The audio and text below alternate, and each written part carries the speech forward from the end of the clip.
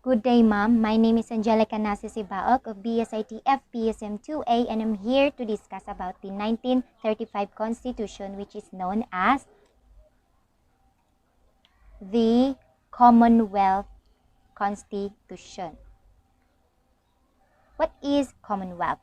So, political unit in which one founded on law and united by compact agreement of the people for the common good. So, it means that the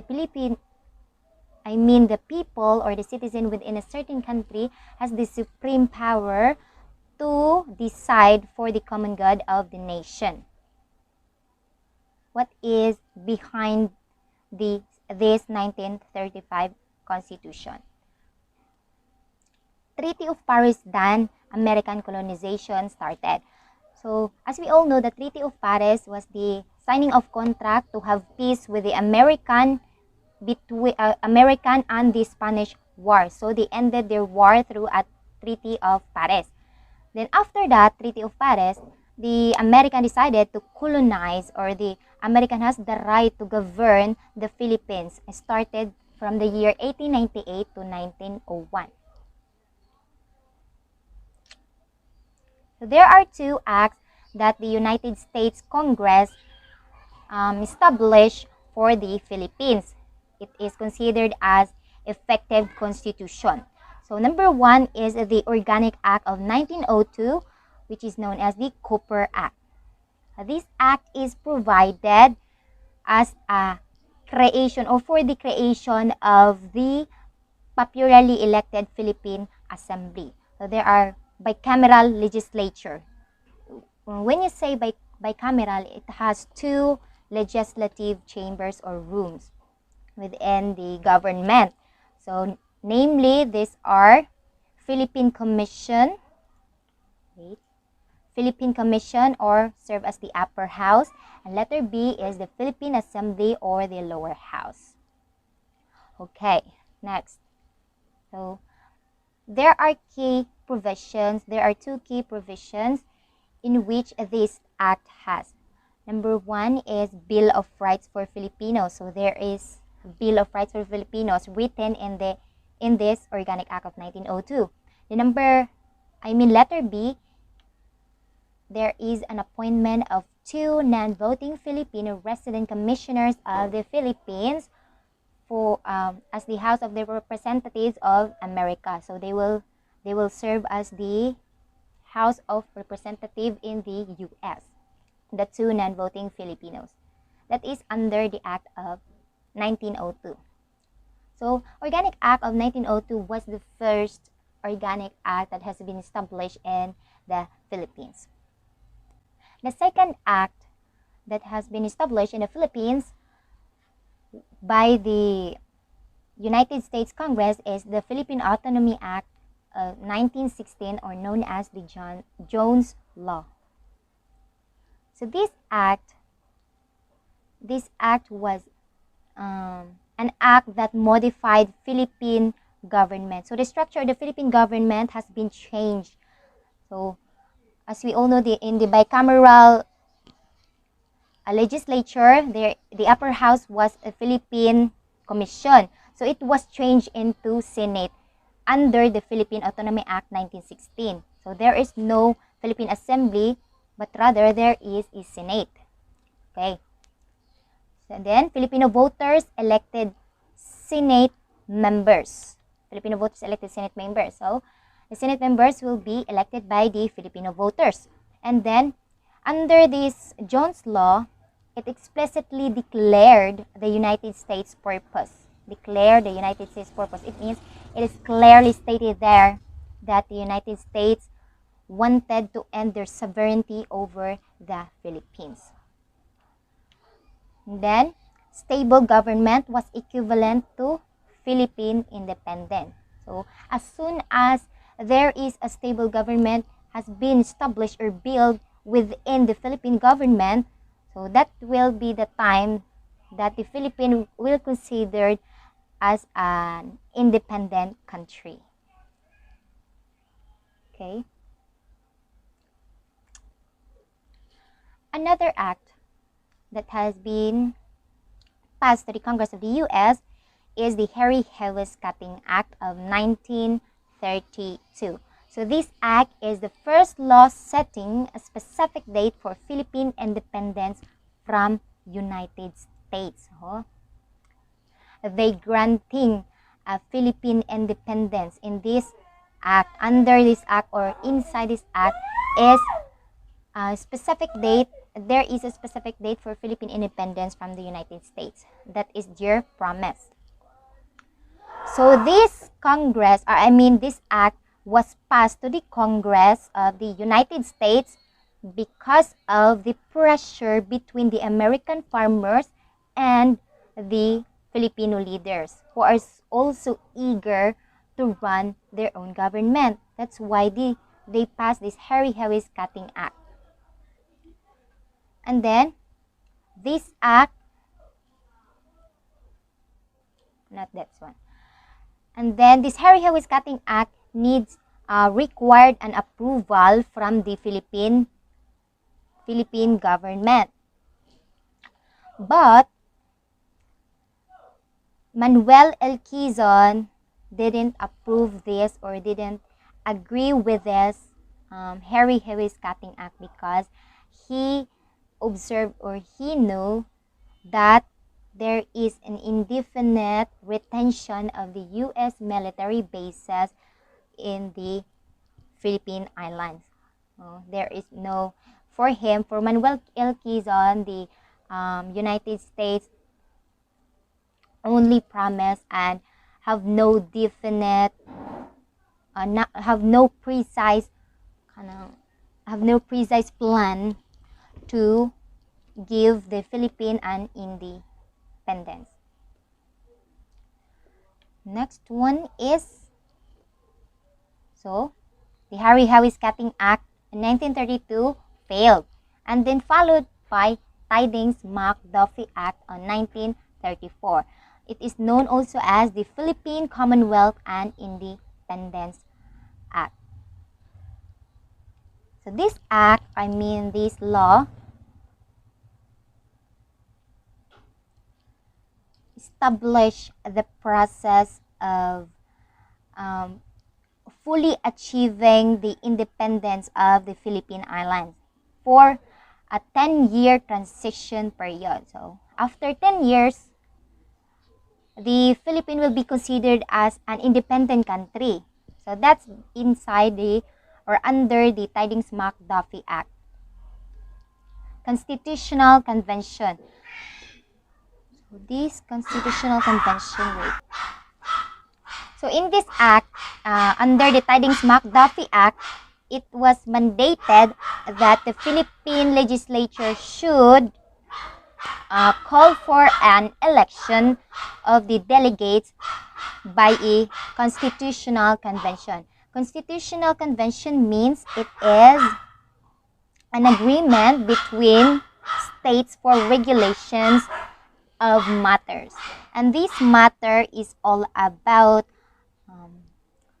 establishing a formal constitution for the Philippines. That's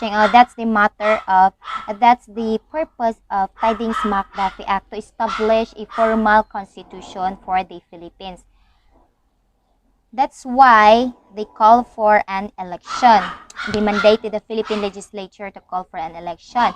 And then the meeting was on July 30, 1934. That was their first meeting and the election happened.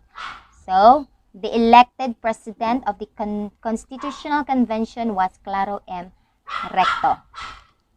Okay, next one is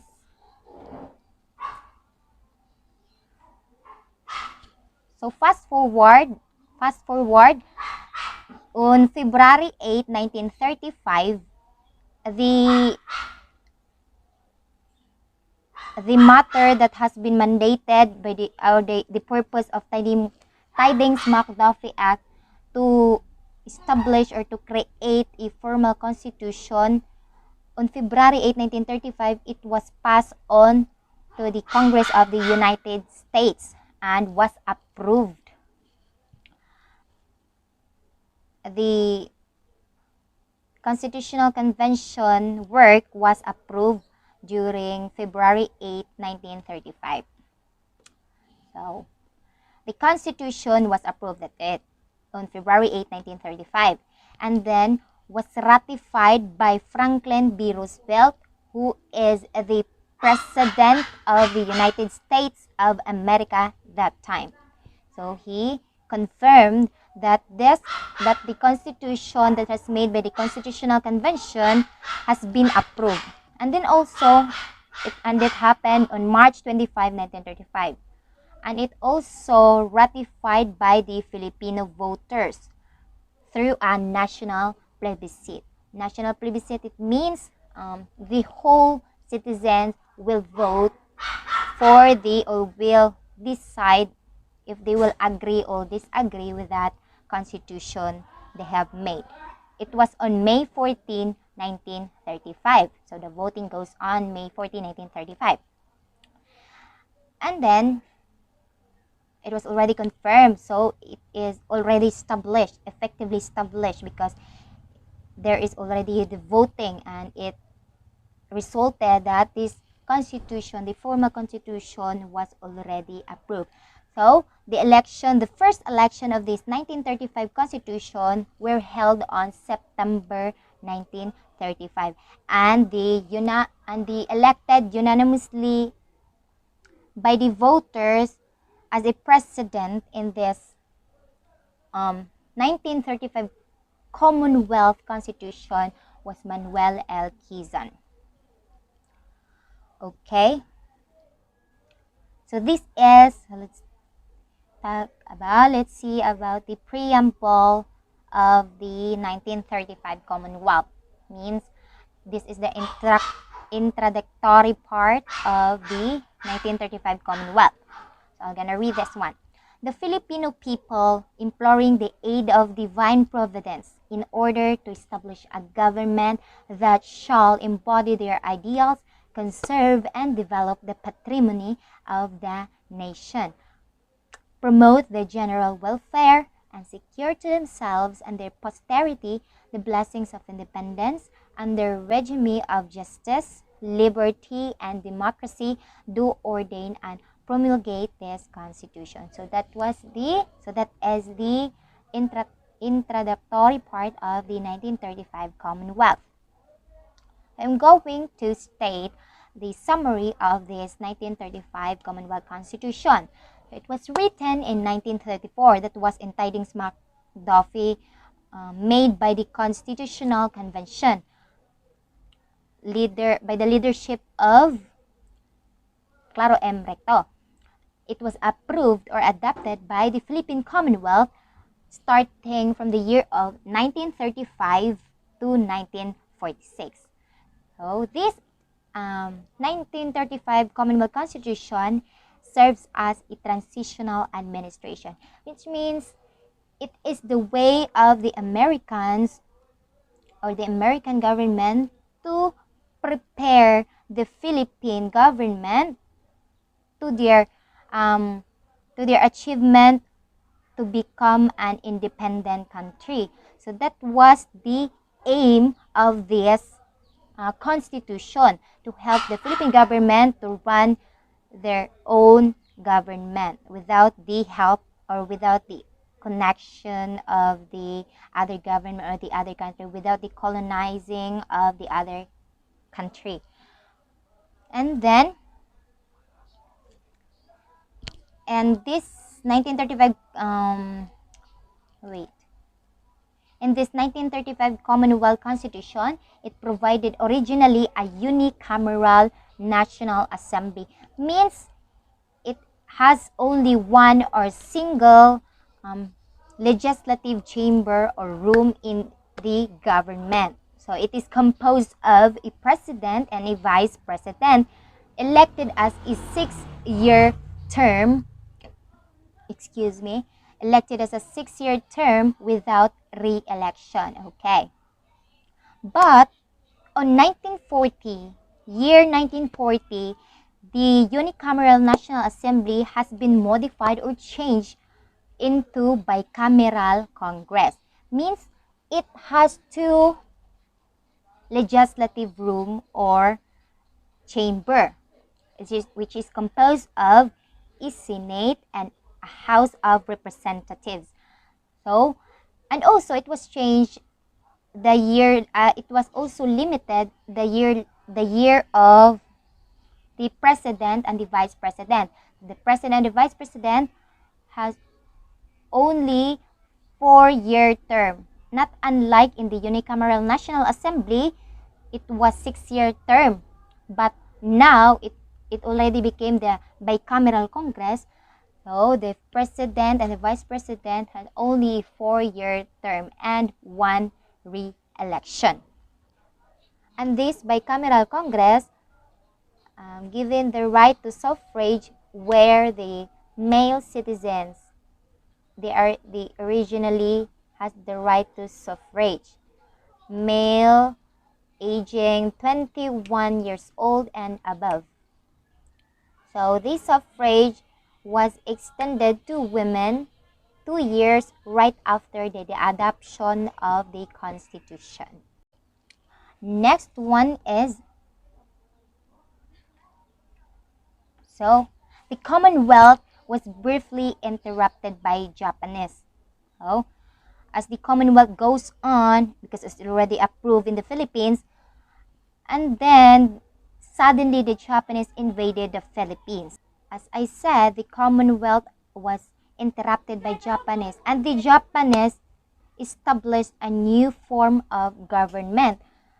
So, in 1935, the Commonwealth Constitution was nullified or rejected by the Japanese government. The Japanese government appointed a preparatory committee on Philippine independence to replace it. So, upon liberation, the Philippines became an independent republic on July 4, 1946. So that's all, and thank you.